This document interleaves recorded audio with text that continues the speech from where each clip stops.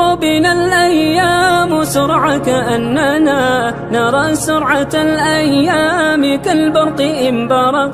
فإن كنت ذا لب حصيف وحكمة فلا تجعل الأيام تمضي كما سبق. وحث إلى الرحمن سيرا فإننا على هذه الدنيا كحبر على ورق. وحث إلى الرحمن سيرا فإننا على هذه الدنيا كحبر على ورق. سئمت تكاليف الحياة ومن يعش حريصا على الدنيا يعيش على أرق. ولا تصحب المجنون حال جنونه وإن قلت إلا فالمصير إلى نفق. وصدق وصادق كل ذي صدق فما يفوز بفضل الله.